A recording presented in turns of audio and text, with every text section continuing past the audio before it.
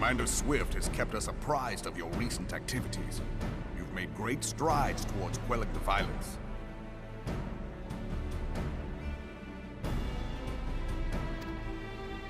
Despite our best efforts to determine what provoked this uprising, the truth continues to elude us. Have you uncovered aught which might shed some light on the mystery?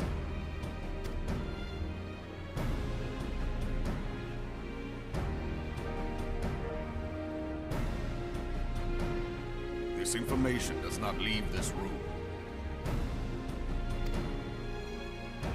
The Syndicate's decision to reject the Doman refugees' appeal for asylum had lasting repercussions. A number of those displaced by the calamity claimed it was proof of a policy of discrimination.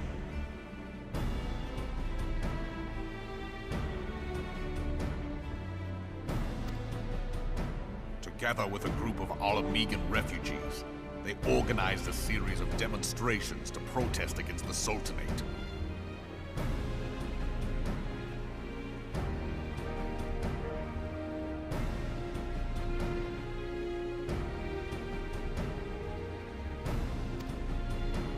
Demonstrations which became heated, but did not descend into violence.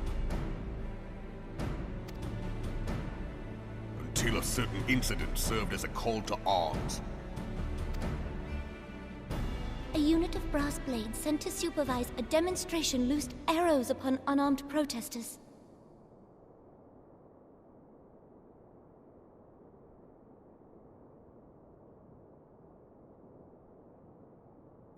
It was this atrocity which prompted the refugees to take up arms.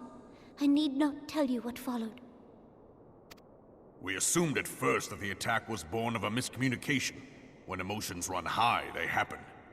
But suspicions were raised regarding the unit's commanding officer, whom I ordered interrogated.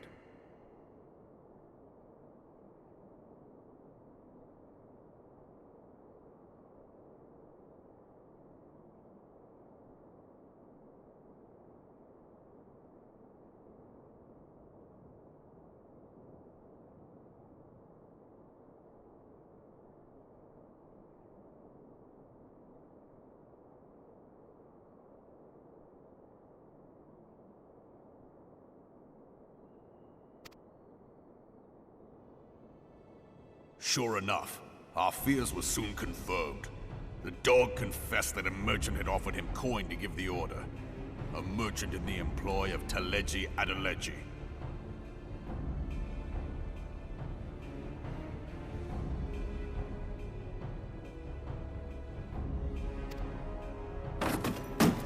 Teleji Adeleji.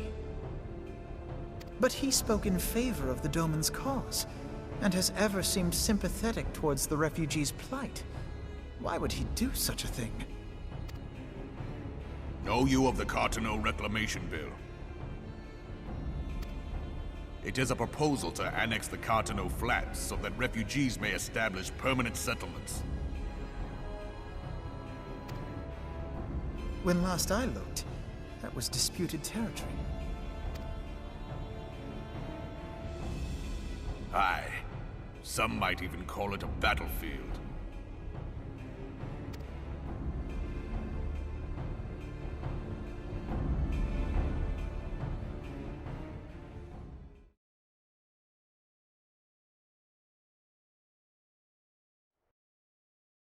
The destruction wrought by Bahamut was greatest at the Cartano Flats.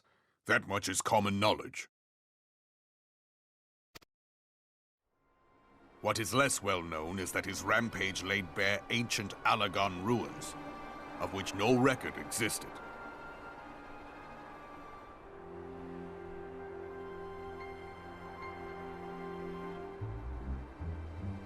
There are certain differences of opinion as to how these ruins should be handled, which is why each nation maintains a military presence in the region to this day. Yet differ though we may, we are still allies. Therefore, in the interest of preserving the Eorzean alliance, we have reached an agreement. Any conflict which may arise during the course of military exercises in the region shall have no bearing on relations between our nations. In full knowledge of this delicate state of affairs, Teleji Adeleji proposed the Cartano Reclamation Bill. A shameless bloody ruse which stands to benefit him in but one conceivable way. If successful, he will gain control over the disputed territory under the guise of assisting in the resettlement effort. And you can be sure he'll build an orphanage next to every Allagan ruin.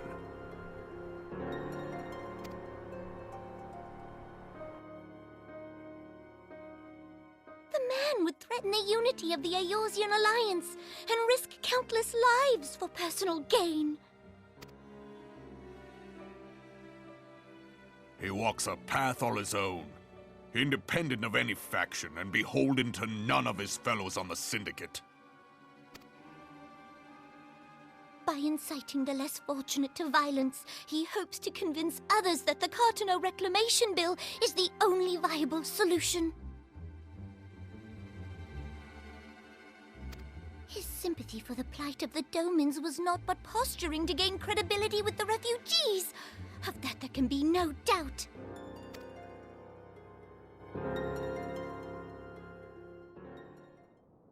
Forgive me, but what could possibly motivate Teleji Adeleji to go to such lengths?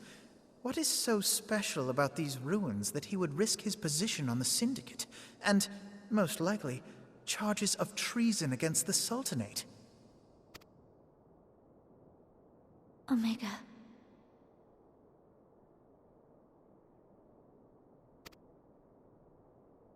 Pardon?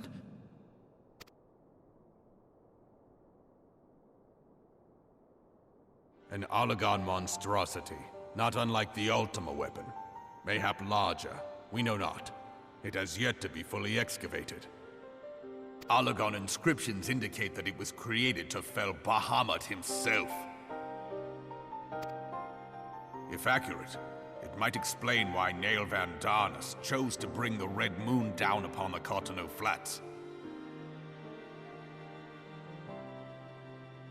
Given the ends he went to ensure Eorzea's annihilation, destroying the one weapon which could stay the Elder Primal may well have seemed like good sense.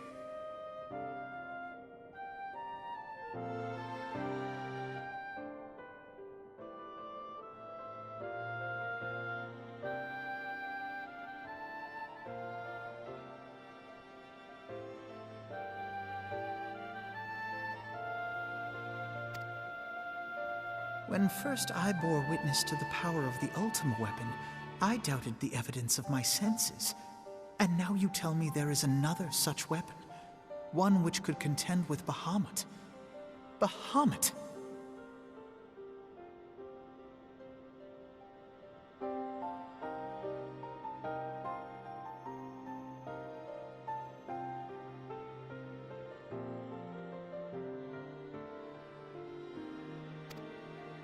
Aye, we were skeptical ourselves.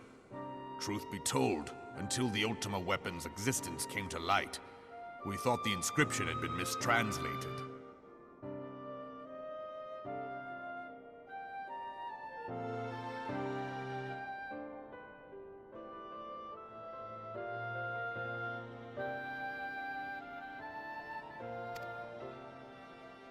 At present, Omega is more akin to a fossil than a tool of war, having long since ceased to function. As such, its true potential cannot accurately be gauged.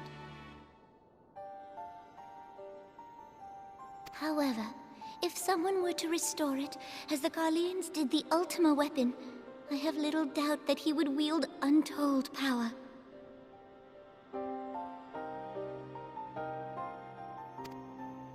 Power enough to subjugate Uldar like as not, and the rest of Eorzea besides, which is doubtless why Teleji Adeleji yearns to have it. That he should aspire to world domination. He who has ever walked 2 paces behind Lord Lolorito in matters of commerce. 'Tis in acknowledgement of his own limitations that he seeks this power. Woe betide us all should we allow him to have it.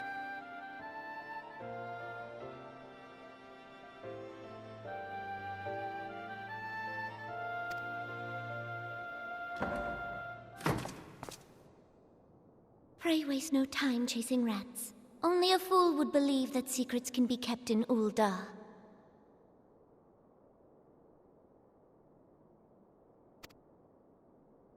It would seem the implications of the Sultanate's refugee problem are rather more far-reaching than we assumed.